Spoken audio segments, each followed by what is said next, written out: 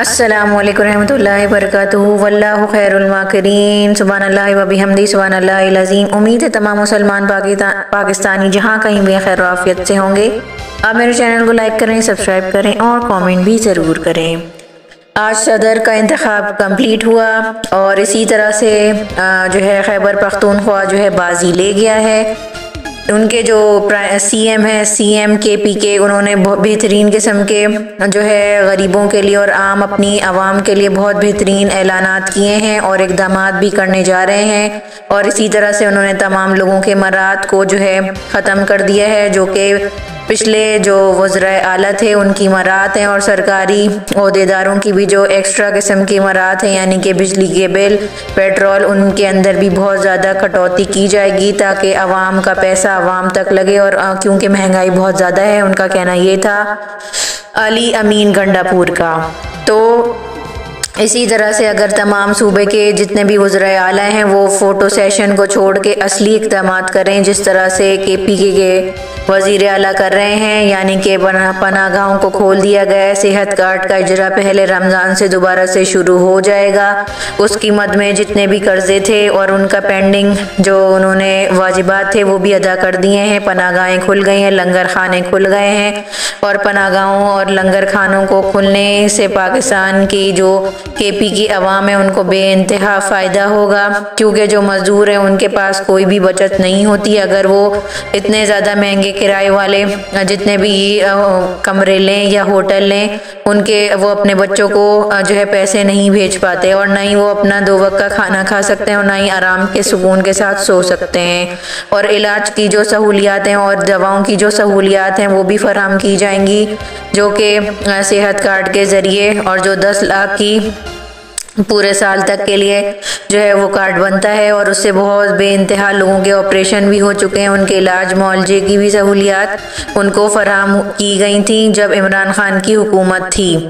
तो इसी तरह के इक़दामात तमाम सूबों को भी उठाने चाहिए। और इसी तरह से सदर आसिफ जरदारी जो है तीसरी बार जो है सदर मुंतखब हो चुके हैं और अब एक नया प्लान सामने आ रहा है और जो बहुत ज़्यादा ख़तरनाक है, जिसकी बाज़ गुज़श्त सामने आ रही है कि टेक्नोक्रेट्स बहुत ज़्यादा आला ओहदों पे और काबीना का भी हिस्सा होंगे। और इसी तरीके से जो वज़ीर आज़म होगा वो निगरां हुकूमत के सर पर होगा, यानी कि वो काम जारी रखेगा जब तक कि जो है नई हुकूमत का चुनाव नहीं हो जाता। यानी कि जो नेक्स्ट गवर्नमेंट का, यानी कि जो भी अहकामात हैं, यानी कि जब तक उनका इलेक्शन ख़त्म नहीं हो जाता, इलेक्शन कमीशन का जो इलेक्शन का जो पीरियड है और उससे पहले जो 6 महीने होते हैं, उन 6 महीनों में भी जो मौजूदा वज़ीर आज़म यानी कि शहबाज शरीफ अगले 5 साल के जो जब तक के चुनाव नहीं हो जाएगा वज़ीर आज़म का, वो ही वज़ीर आज़म रहेंगे। यानी कि निगरां वज़ीर आज़म के तौर पर भी शहबाज शरीफ ही कंटिन्यू करेंगे। इस किस्म की जो है ख़बरें सामने आ रही हैं, क्योंकि पीपल्स पार्टी और PML ने इस किस्म की तजावीज़ दी हैं। और कल बिलावल भुट्टो ने भी जो है अपोजिशन को अपने साथ मिलाकर अदलिया की, जुडिशरी की रिफॉर्म्स में और इलेक्शंस में रिफॉर्म्स में भी उनके तहफ़्फ़ुज़ात और उनके मशवरे और उनको ये इस किस्म की चीज़ों का भी उन्होंने कहा है कि आप मिल बैठ के और तजावीज़ शामिल करें, तजावीज़ दें और आपके जो भी एतराज़ात हैं आप उस फोरम पे मिल बैठ कर बात करें और उसको हल करें। तो ये बहुत अच्छी बात है। इसी तरह से एजाज चौधरी का जो है प्रोडक्शन ऑर्डर जारी कर दिया गया है, लेकिन उनको जो है वो उनको आने की इजाज़त नहीं दी गई जेल हुक्काम की तरफ से। तो इसी तरह से जो पाकिस्तान तहरीक इंसाफ और जो उनकी सुन्नी इत्तेहाद कौंसिल वालों ने आज बहुत ज़्यादा एहतजाज किया, जो क्योंकि सदारती इंतखाबात में उनके बहुत ज़्यादा एतराज़ थे, क्योंकि माइनॉरिटी की जो सीट्स हैं उसके ऊपर स्टे ऑर्डर दे दिया था हाई कोर्ट ने, लेकिन फिर भी उनका जो है हल्फनामा ले लिया गया था। उसके अंदर कौमी असम्बली और पंजाब असम्बली के जो स्पीकर्स हैं और उसके बाद अटॉर्नी जनरल ने भी गलत बयानी और मिस इंटरप्रिटेशन की है। फैसले की ये सिर्फ और सिर्फ इत्तलाक जो है पेशावर हाई कोर्ट में होता है। और उन्होंने इस किस्म के बयानात कौमी असम्बली में भी किए और जिसका जवाब जो है गौहर खान ने अपने जो है उसके अंदर किया, तकरीर के अंदर, और उसका जवाब दिया और अपने जो इस बात पे नुक्ते पॉइंट ऑफ ऑर्डर को कि जो है उन्होंने स्पीकर को तवज्जो भी दिलाई इस बात पर। लेकिन उसका कोई जो इन चीज़ों का कोई ख़तर हुआ जो है फ़ायदा हासिल नहीं हुआ सुन्नी तहरीक और सुन्नी इत्तेहाद कौंसिल को, क्योंकि जो करना होता है इनको फिर ये उसकी चालें उसी तरह से चलते हैं।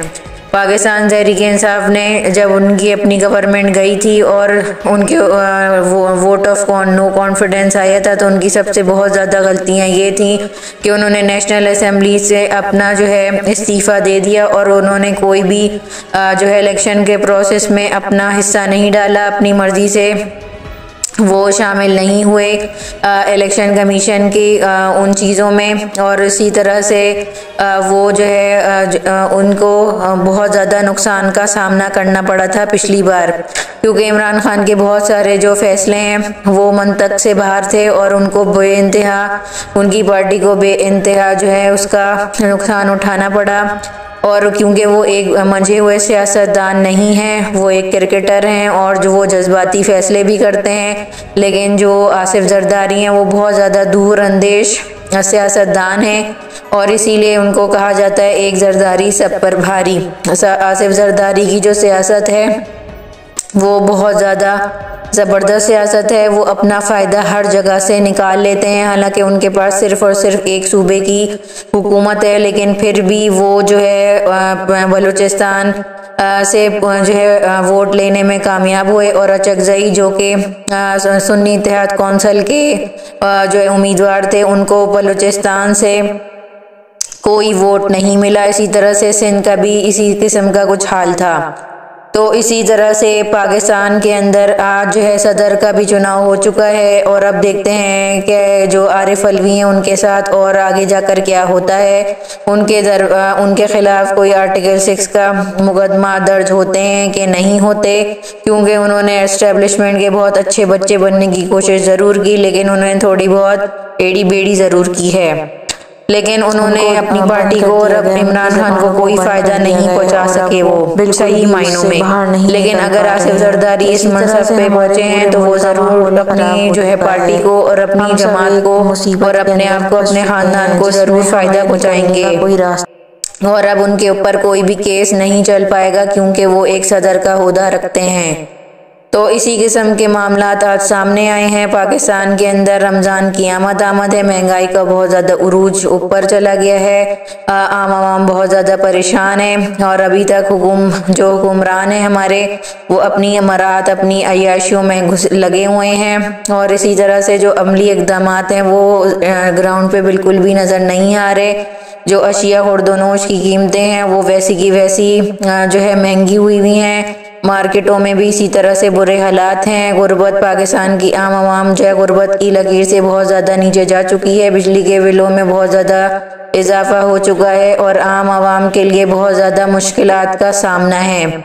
इसी तरह से पूरी दुनिया भर में जो है लोग जो क्लाइमेट की वजह से बहुत ज़्यादा परेशान है। इसी तरह से तमाम ममालिक में भी बहुत अलग तरीके से जो है मौसम बहुत ज़्यादा तब्दील हो रहा है। जहाँ पर हमेशा कभी ना पौधे नहीं उगते थे वहाँ पर आज जो है बर्फ़बारी भी हो रही है और सैलाब भी आ रहे हैं। तो पाकिस्तान को आइंदा दिनों में बहुत ज़्यादा मुश्किलात का सामना होते हुए नज़र आ रहा है, क्योंकि हमारा जो मुल्क है जो पिछली दिहाइयों में भी बहुत ज़्यादा सैलाब की उसके अंदर उससे मुस्तफ़ीद हो चुका है इन परेशानियों से और उसको इस जो है आइंदा भी सैलाबों और जो है आफात का सामना हुआ तो पाकिस्तान की मईशत बिल्कुल भी अपने पैरों पे सही तरीके से नहीं खड़ी हो पाएगी, क्योंकि हमारी अशराफिया पाकिस्तान को एक तो लूटने में लगी हुई है, दूसरा आफात की वजह से पाकिस्तान के गरीब तबका और ज़्यादा जो है गुर्बत की लकीर से नीचे जाता हुआ नज़र आ रहा है।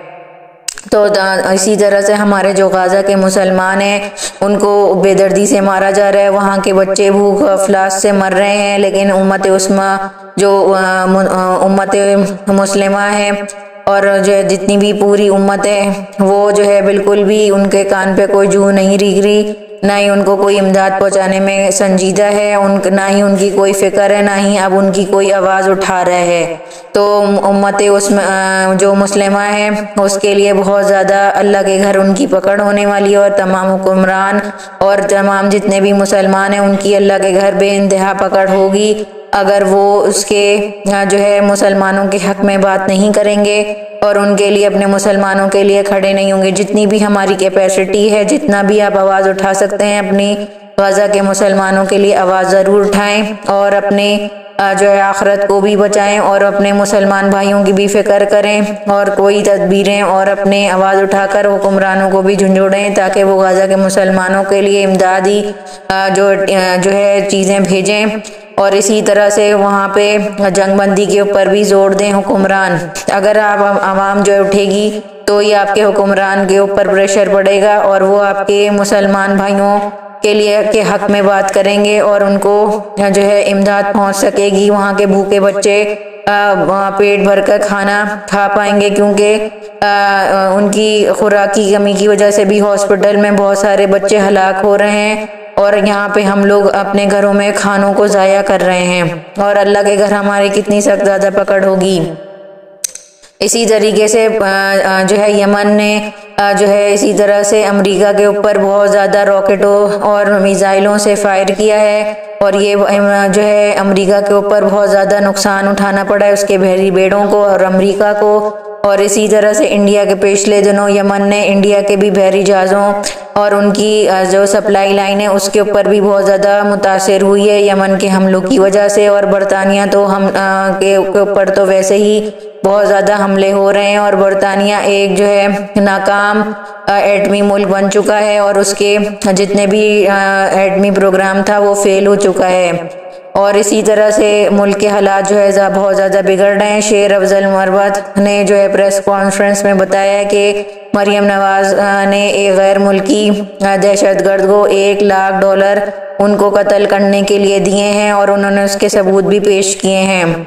तो पाकिस्तान की सियासत बहुत ज़्यादा गंदी और गदली हो चुकी है, एक दूसरे के ऊपर इस किस्म के इक़दामात कर रहे हैं और उनके ऊपर इल्ज़ामात लग चुके हैं और इस तरह से एक दूसरे की जान के दुश्मन हुए हुए हैं।